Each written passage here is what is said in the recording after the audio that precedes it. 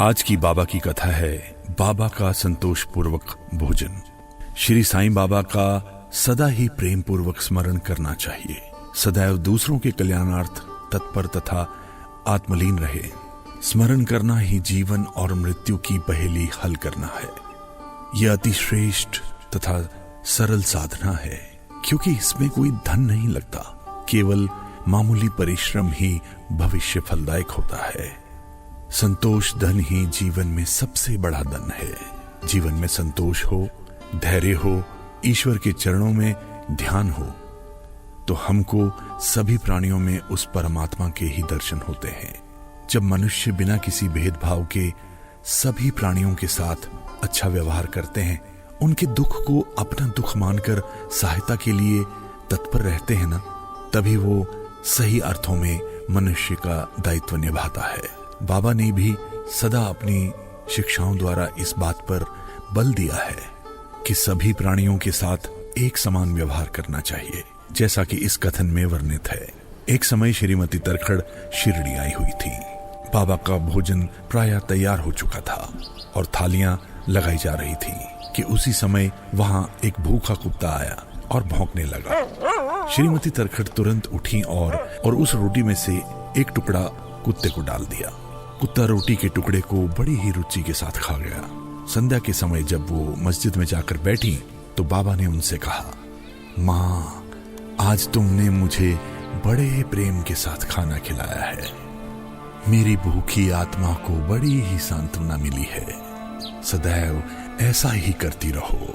तुम्हें कभी न कभी इसका उत्तम फल अवश्य मिलेगा। इस मस्जिद में बैठकर मैं कभी असत्य नहीं कहूंगा। सदैव मुझ पर ऐसा ही अनुग्रह करती रहो। पहले भूखों को भोजन कराओ, बाद में तुम भोजन खुद करना। इस बात को सदा ध्यान में रखो। श्रीमती तरखड़ बोली, बाबा, ये आप किस प्रकार की बातें कर रहे हैं? भला मैं किसी को कैसे भोजन करा सकती हूँ? मैं तो स्वयं दूसरों पर निर्भर हूँ तथा उन्हें दाम देकर प्राप्त करती हूँ। माँ, इस रोटी को ग्रहण कर मेरा हृदय तृप्त हुआ और अभी तक मुझे डकारें आ रही हैं। श्रीमती तरखड़ बोली, बाबा, आपकी बातें मेरी समझ से बाहर हैं। कृपया करके विस्तार से बताइए। बाबा, आपका इससे क्या अभिप्राय है? माँ, भोजन करने से पूर्व तुमने जो कुत्ता देखा था वो कोई और नहीं, वो मैं ही था जिसे तुमने रोटी का टुकड़ा दिया था। वास्तव में वो मेरा ही स्वरूप था और इसी प्रकार अन्य प्राणियों में भी मेरा स्वरूप होता है।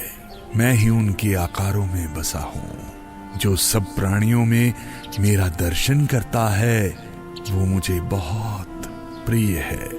इसलिए द्वैत या भेदभाव भूलकर तुम नित्य मेरी सेवा किया करो। सार यही है कि समस्त प्राणियों में ईश्वर का ही वास है। सब में उसी का नूर है। इसलिए मनुष्य को सब प्राणियों से प्रेम पूर्वक बर्ताव करना चाहिए। अव्वल अल्लाह नूर उपाया, कुदरत दे सब बंदे। एक नूर तो सब जग उपजिया, कौन भले कौ मंदे। न कोई छोटा है न बड़ा, न अमीर है न गरीब, न कोई बेहतर है न ही कमतर। सभी इस ईश्वर की संतानें हैं। जब वो किसी से भेदभाव नहीं करता, मनुष्य कैसे कर सकता है? सर्वोच्च है मनुष्य की भावना, जिसके ऊपर ईश्वर उसके कर्मों का लेखा जोखा करके कभी न कभी फल देता है।